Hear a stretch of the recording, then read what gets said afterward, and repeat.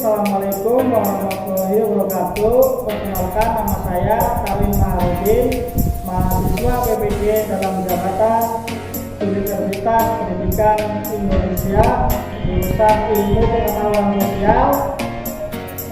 Nomor peserta PPG 201502991385, NIM PPG 2015794, akan melakukan praktek UKIN, praktek pembelajaran dengan mata pelajaran IPS dan tema tumbuh dan berkembangnya semangat kebangsaan. Terima kasih, selamat menyaksikan. Assalamualaikum warahmatullahi wabarakatuh. Selamat siang anak-anak. Di masa pandemi ini, ada perlindungan kalian walaupun memang sedang PPKM darurat. Jadi sengaja Bapak menyuruh kalian untuk memakai baju biasa. Jadi ya untuk menghindari hal-hal yang tidak. Baik, terima kasih atas kedatangannya. Kita apresiasi. Sebenarnya hari ini adalah hari pertama ya, PLS ya. Cuma salah satu hal, maka juga minta doa dari kalian. Ibunda dari Ketua Yayasan kita, Mas Helmi Faisal, sedang dirawat di rumah sakit, jadi mohon doanya agar segera dikasih obat. Terus salah satu yang kita juga Mbak Isrin, Haji Soman, terus ibunya Ibu Ida, Haji Soman juga, terus Mbak Rita, Haji Soman juga, terus Pak Pansul juga alhamdulillah bisa akan hukuman, tapi 3 minggu kemarin habis kecelakaan belum bisa beraktivitas, jadi mohon maaf juga buat teman-teman dan guru kalian. Baik, Bapak di sini akan mencoba menjelaskan tentang tumbuh dan berkembangnya semangat kebangsaan. Nah, ada yang pernah dengar nggak nih? Ada yang pernah ingat nggak APSC nih? Nah, kalau pemuda ada yang ingat nggak? Sumpah Pemuda, gitu ya. Baik, untuk mengingat-ingat kembali, akan merefresh semangat kalian, mungkin barangkali bisa membantu. Bapak juga akan mengucapkan satu lagu kita.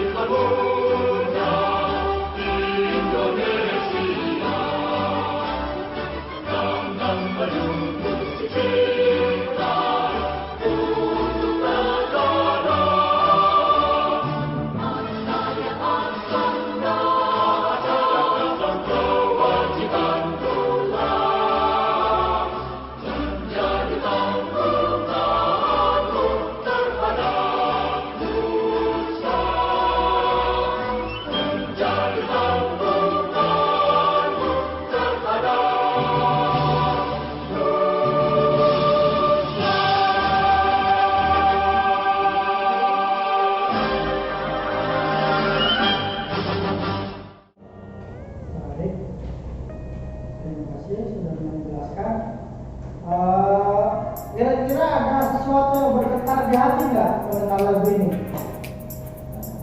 Nggak ada.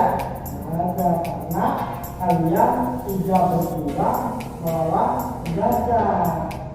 Nah, tetapi dengan materi ini nanti Bapak juga akan menjelaskan tujuan pembelajaran ini adalah menganalisis latar belakang munculnya nasionalisme Indonesia dengan tepat dan menganalisis organisasi-organisasi pergerakan nasional dengan baik dan menganalisa latar belakang peristiwa Sumpah Pemuda dengan cermat serta menganalisis pengaruh Sumpah Pemuda terhadap pergerakan kemerdekaan Indonesia. Nah, kira-kira buku baik saya ini nggak Sumpah Pemuda? Enggak, baik. Nah, pasti aku dulu kan? Iya, Sumpah Pemuda kami ya itu. Nanti latar belakang munculnya nasionalisme Indonesia. Jadi sebelum 1945 kira-kira ada nggak yang namanya Indonesia? Nggak ada. Belum ada yang namanya Indonesia. Adanya cuman Hindia Belanda, ya. Pecah-pecah nih, ada yang dari Jawa, ada yang dari Sumatera, ada yang dari Kalimantan. Nah, tetapi nanti mau melawan juga mereka hanya kecil. Jadi yang Jawa hanya Jawa, yang Kalimantan hanya Kalimantan. Jadi belum ada yang namanya Indonesia. Tetapi karena perluasan pendidikan, jadi Belanda itu walaupun menjajah, memang ada sebagian kecil masyarakat atau anak-anaknya di negara ini ada yang disekolahkan ke Belanda. Jadi tadinya mereka itu flat, ya tentang kebangsaan. Nah, selain perluasan pendidikan, juga latar belakang munculnya nasionalisme di Indonesia adalah kegagalan perjuangan di berbagai daerah. Jadi kerajaan yang melawan Belanda karena jumlahnya kecil, Belandanya juga sudah niat, akhirnya banyak perlawanan daerah yang sia-sia, yang kalah. Terus selanjutnya adalah rasa senasib dan kepenanggungan. Jadi yang namanya dijajah oleh Belanda itu sebenarnya tidak enak. Kayak misalnya membuat jalan Dendels, gubernur dari Hindia Belanda yang membangun jalur Pantura dari Jakarta ke Surabaya. Kalau di sini juga sembarang, kan? Nah, begitu juga Pantura itu dibangun pada masa gubernur Dendels. Nah, zaman dulu kan tidak ada pembangunan gitu. Bahkan di Indonesia juga tidak ada. Terus perkembangan organisasi etnis, kedaerahan dan keagamaan. Gitu. Jadi banyak. Nanti saya jelaskan juga organisasi-organisasi. Tapi berdasarkan etnis, kedaerahan dan keagamaan. Jadi agama Islam, NU gugur, etnis Tionghoa, etnis dari Sunda, etnis dari Jawa, masing-masing dulunya gitu. Terus berkembangnya berbagai hal baru, kita dijelaskan. Terus berbagai peristiwa dan pengaruh dari luar negeri, seperti kemenangan Jepang atas Amerika itu juga bisa salah satu penyebab munculnya nasionalisme di Indonesia gitu.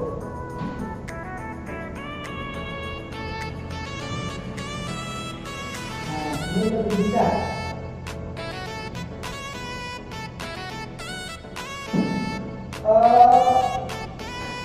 Belanda selama 300 tahun lebih menjajah Indonesia.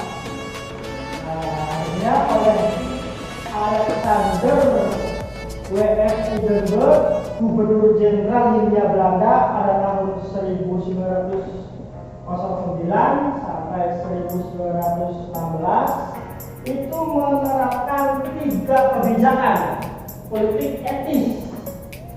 Salah satunya adalah irigasi, emigrasi, dan edukasi. Nah, yang menjadi lebih nanti adalah edukasi atau pendidikannya. Jadi tiga program politik etis dari Hindia Belanda adalah salah satunya adalah edukasi. Apa itu edukasi? Pendidikan. Tapi seperti yang kalian tahu juga bahwa yang mendapatkan bangku kuliah atau boleh sekolah pada zaman dulu itu adalah siapa ya?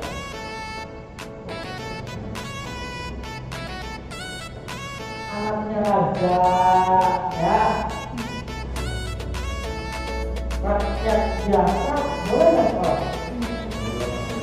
Nggak boleh, nggak bisa sama dengan para pemimpin atau istilah kerennya turunan darah biru, ya. Rakyat dengan keluarga elit tidak boleh dalam satu sekolahan. Boleh anak-anak dari rakyat biasa sekolah, tapi hanya mentok di dulu istilahnya sekolah rakyat atau SD. Selesai SD bisa belajar tulis sudah. Tidak boleh melanjutkan kembali dan dengan anak perintahan misalkan.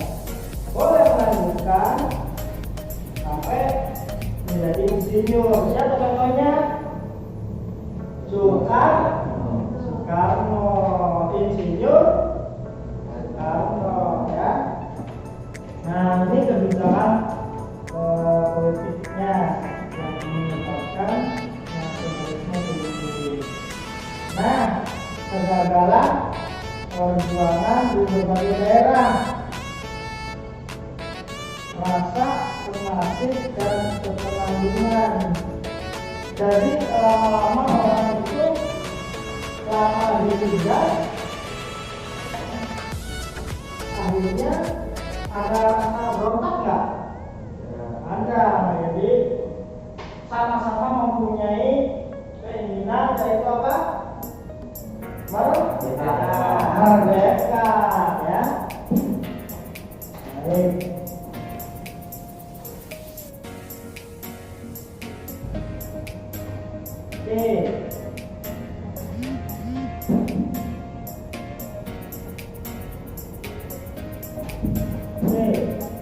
Nah, sudah baca nggak ya?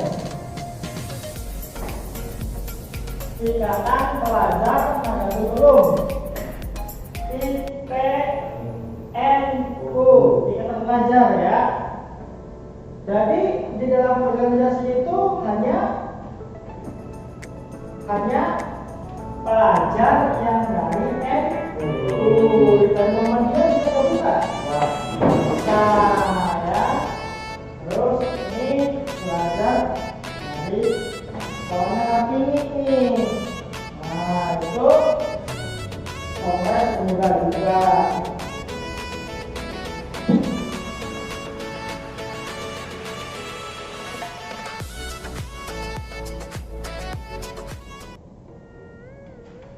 Terus berkembangnya berbagai paham baru, paham Islamisme, nasionalisme, liberalisme, sosialisme, dan demokrasi.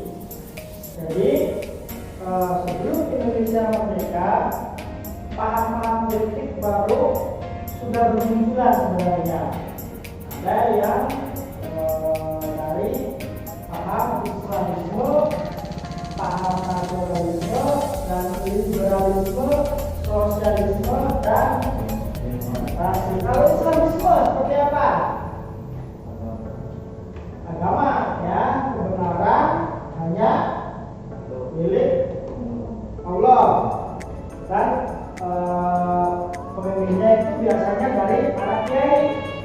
sekolah membuka pondok.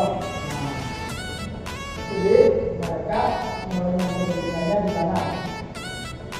Dan paham nasionalisme itu seperti apa? Nah, kesamaan. Jadi di dalam satu kesatuan. Kalau liberalisme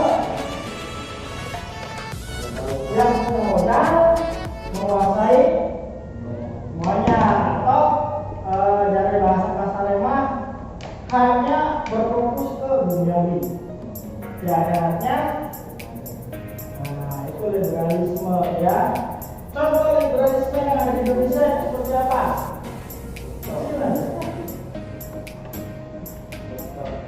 Contohnya yang kecil.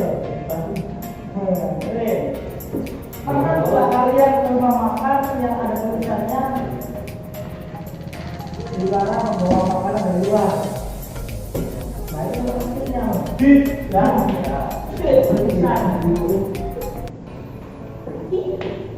Nah terus sosialisme. Sosialisme itu paham yang lebih mengutamakan kebersamaan antara manusia dengan manusia. Itu apa demokrasi? Demo dan kasih ya. Jadi singkatnya demokrasi itu adalah yang pemenang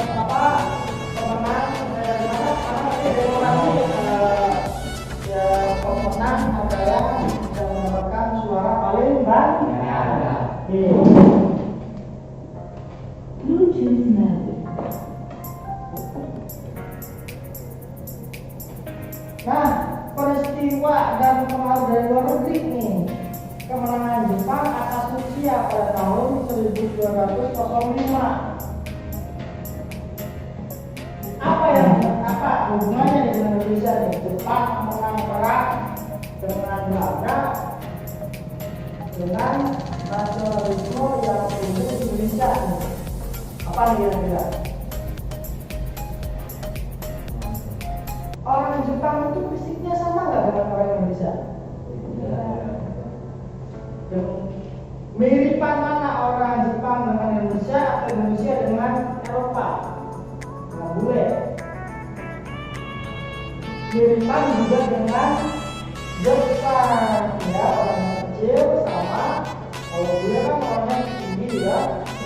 Nah, jadi orang Jepang itu menjadi penguasa. Wah, orang Jepang yang punya kecil aja sebenarnya kecil bisa menang melawan Rusia yang negaranya kuat. Jadi itu menjadi penguasa juga. Selanjutnya,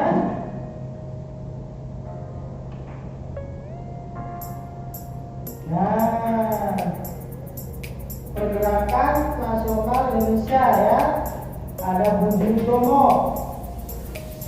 Indis Partai, Masyarakat Islam dan Perhimpunan Indonesia, dan Partai Nasional Indonesia. Ini adalah partai pertama di Indonesia. Nah, Bung Tomo nih, coba dibaca tuh, coba nah baca.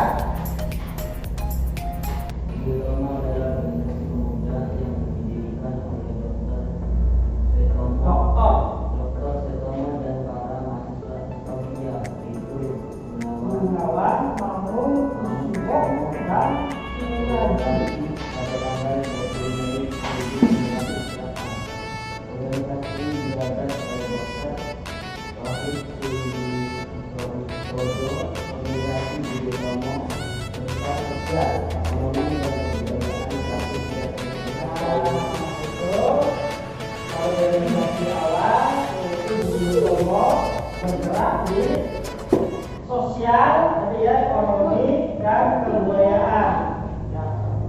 Tetapi tidak ikut-ikutan di dunia politik itu ya. Terus selanjutnya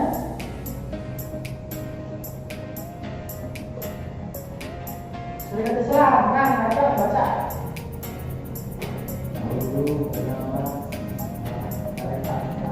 Tarekat.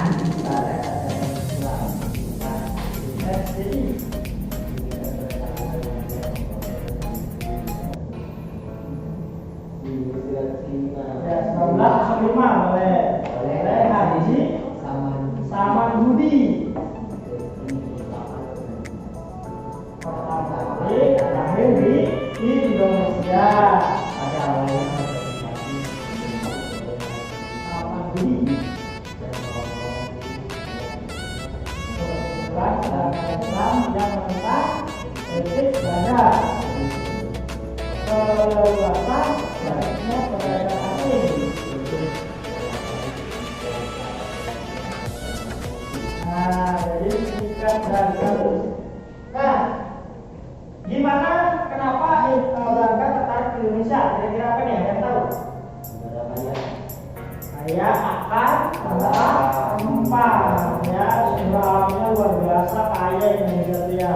Artinya yang dikuasai itu sebenarnya bukan orangnya, ya memang masuk orangnya juga dijadikan budak. Tetapi yang lebih menarik dari Belanda itu adalah alam dari Indonesia itu Nusantara ya, dengan cara berdagang. Karena Belanda itu mempunyai sifat monopoli, artinya menguasai perdagangan. Kalau perdagangan sudah dikuasai, kira-kira harga ditentukan oleh siapa? Oleh Belanda sendiri. Tetapi kalau pedagang lain atau pembeli lain, pembeli lain datang juga ke Indonesia, kira-kira harga ditentukan oleh apa? Sistem pasar. Ada yang ingat sistem pasar? Ketika permintaan naik, maka harga akan naik. Nah itu ya, harga itu ditentukan oleh sistem. Ketika yang membutuhkan banyak, maka harganya akan naik. Gitu. Nah ini Serikat Islam ini berjuang di wilayah itu perdagangan. Dia memperjuangkan keleluasaan, maksudnya pedagang asing untuk menguasai komplek ekonomi rakyat pada masa itu. Seperti itu ya. Bisa dipahami?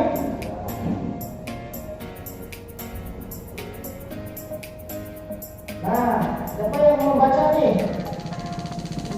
Hah? Baca. Inggris pantai. Inggris pantai bacanya ya.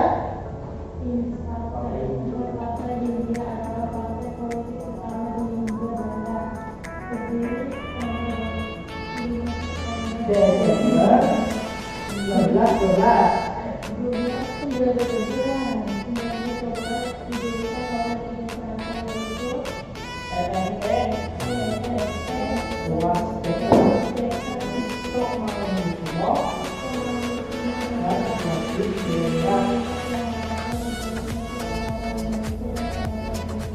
Nah, ternyata akibat dari pendidikan pemuda Indonesia yang mungkin bersekolah di Belanda, akhirnya mendapatkan teman-teman dari luar negeri juga, maka Mangunkusumo dari keluarga Indonesia juga mendirikan partai. Ini adalah partai pertama di Indonesia, Inggris Partai ya namanya. Selanjutnya perhimpunan apa nih?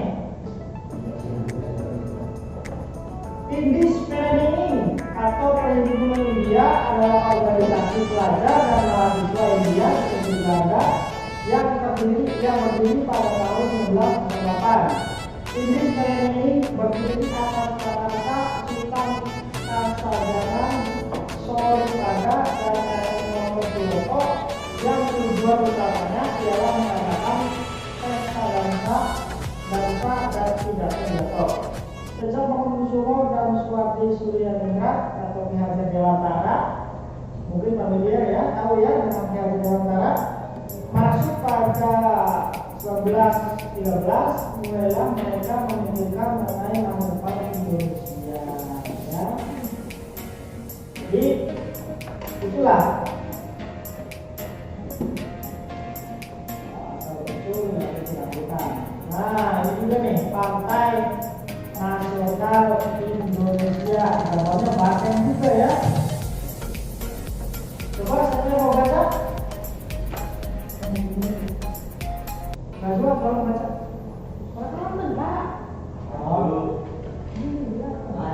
Partai Nasional Indonesia atau dikenal juga dengan PNI adalah partai politik tertua di Indonesia. Partai ini didirikan pada 6 Juli 1927 dengan nama Perserikatan Nasional Indonesia, dan ketuanya pada saat itu adalah Bapak Tito Bangsuwo, Mr. Kartono, dan Mr. Sukarno Adityo, dan Mr. Sumaryo. Ini partai tertua di Indonesia. Nah, oke, terima kasih. Baik. Bapak juga akan menggunakan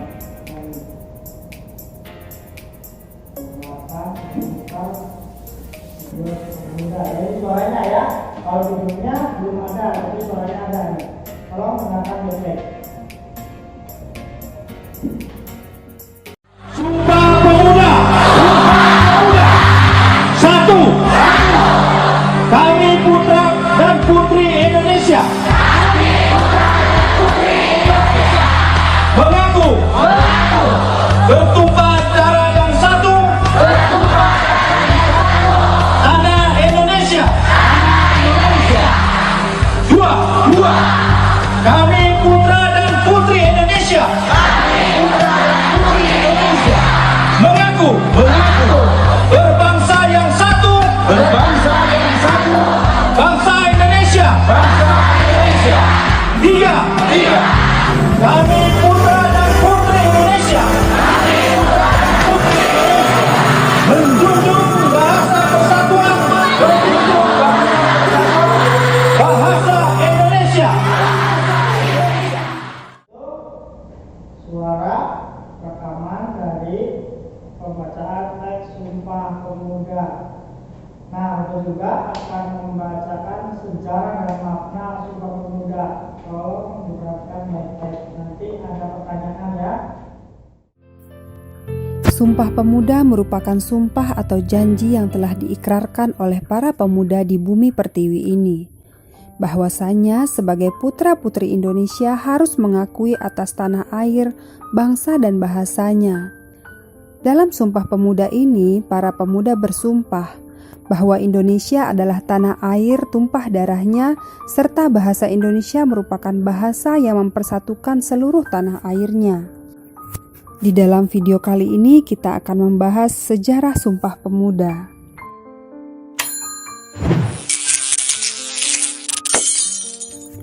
Sumpah Pemuda merupakan intisari dari isi putusan Kerapatan Pemuda-Pemudi Indonesia atau dikenal dengan Kongres Pemuda I dan Kongres Pemuda II.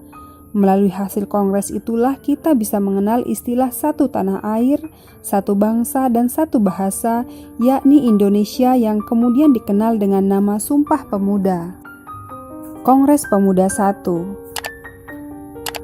Peranan pemuda dalam pergerakan nasional dimulai sejak berdirinya Budi Utomo tanggal 20 Mei 1908. Dalam perkembangan selanjutnya, organisasi itu lebih banyak diikuti oleh golongan tua.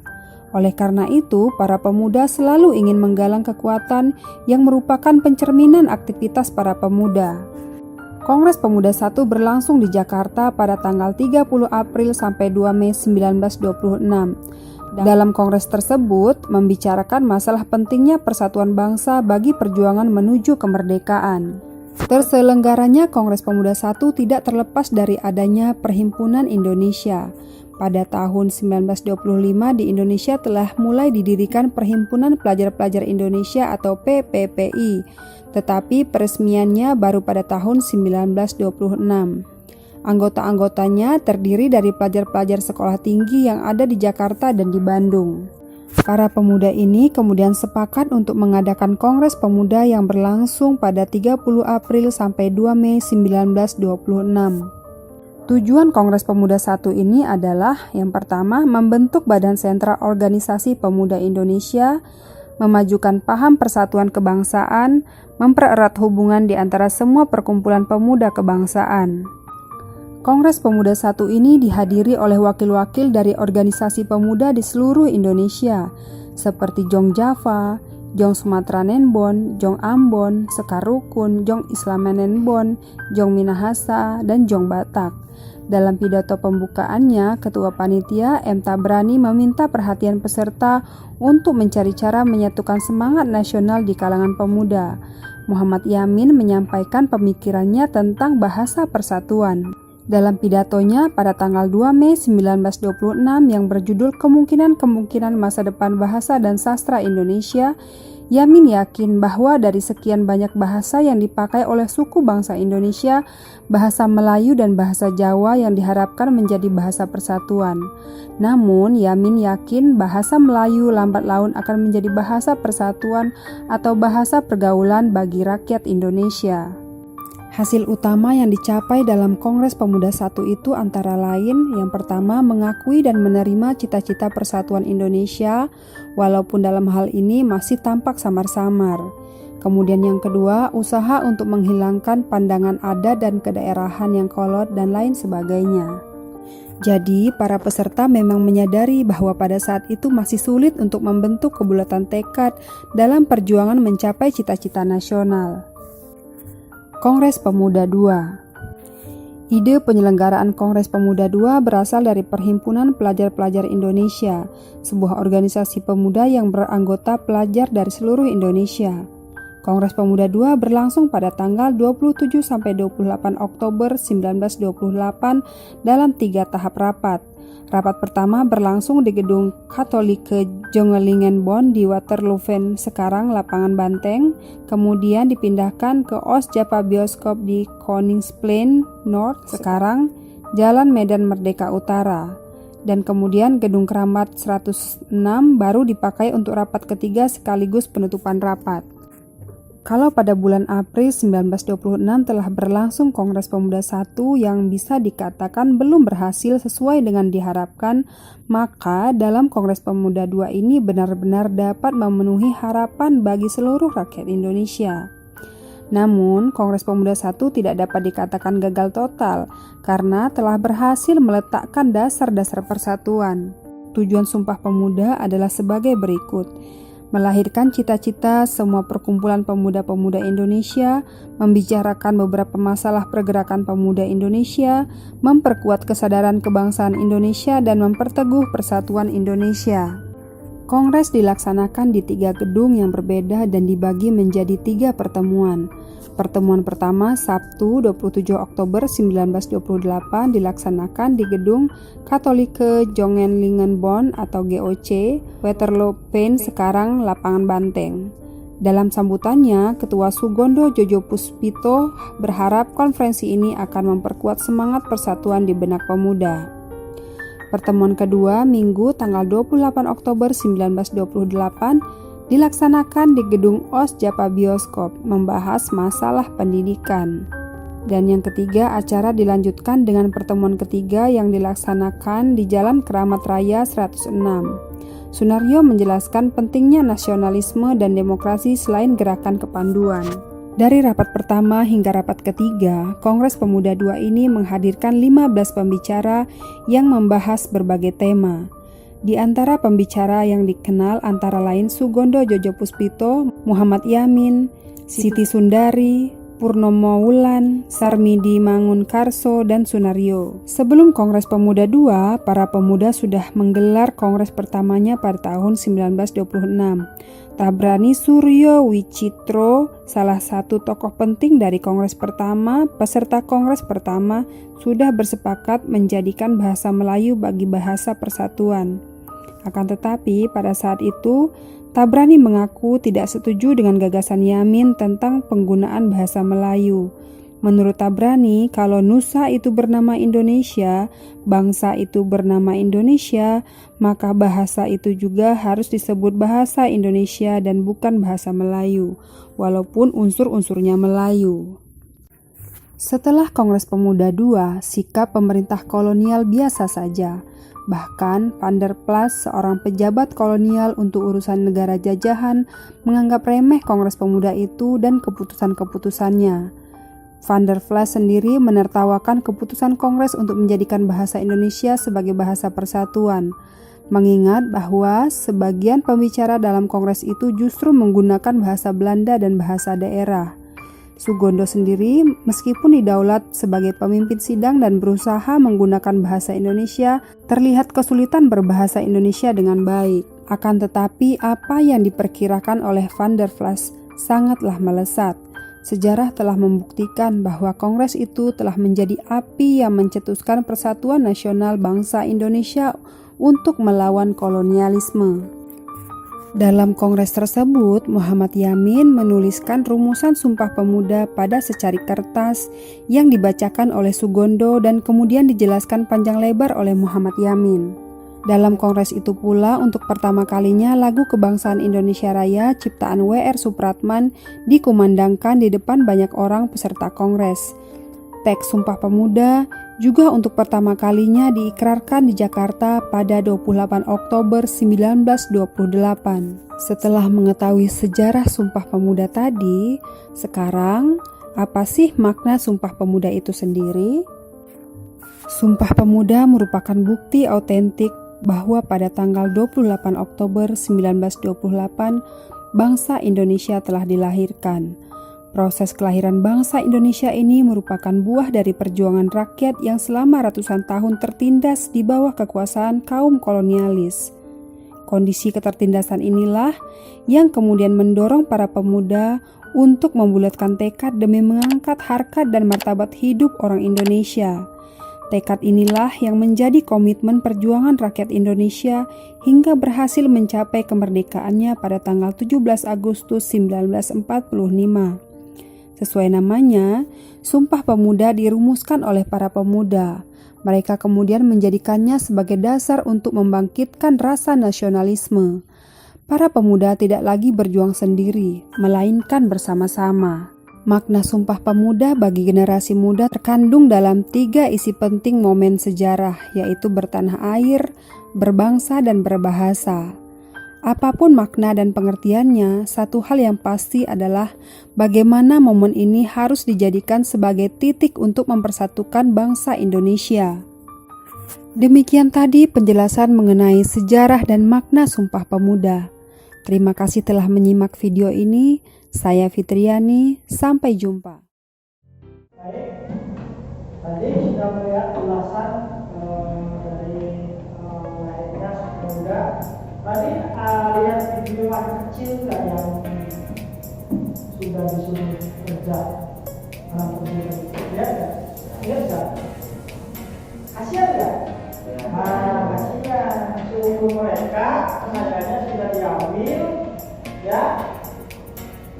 Dan tidak ada yang namanya sekolah. Jadi makanya itu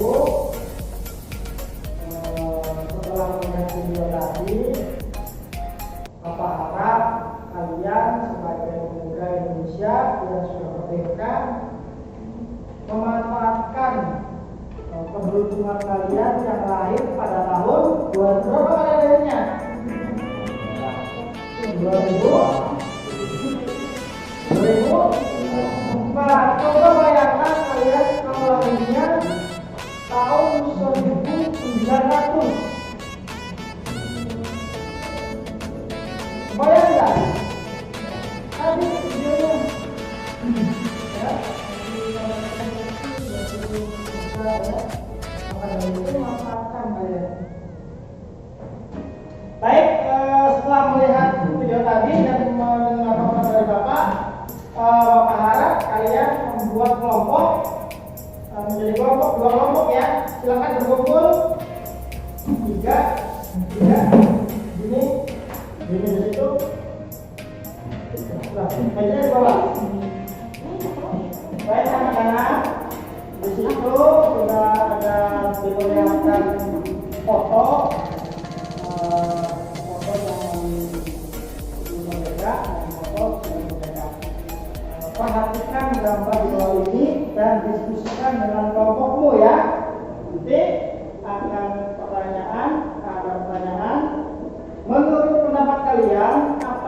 terjadi pada dua gambar di atas, bagaimana hal tersebut bisa terjadi, dan sebagai pemuda bagaimana kalian memaknai pemuda. Baik, Bapak akan mengasih waktu kalian 2 menit. Nanti kalau disebutkan dengan kelompok kalian, lalu jawab pertanyaan yang di bawah ini. Silakan. Baik, kelompok 1, apakah ada jawaban dari pertanyaan nomor 1? Silakan. Coba dibaca dulu pertanyaannya. Analisis menurut pendapat kalian apa yang terjadi pada dua gambar di atas bagaimana bentuk terjadi. Maka Gambar yang pertama itu foto perjuangan sebelum merdeka. Dan yang kedua itu perjuangan para pemuda yang sudah merdeka. pemenang Olimpiade Matematika ya. Jadi sama-sama berjuang ya. Dan mereka berjuang melawan Belanda, berjuang dalam kemerdekaan. Dan sebelah sini foto untuk meneruskan perjuangan dari mereka ya. Perjuangan dari pemuda yang menuju kemerdekaan. Tugas-tugas dari pemuda yang kalian ini adalah melanjutkan dan mengisi kemerdekaan tersebut. Baik, kelompok satunya sebagai pemuda, bagaimana kalian memaknai pemuda?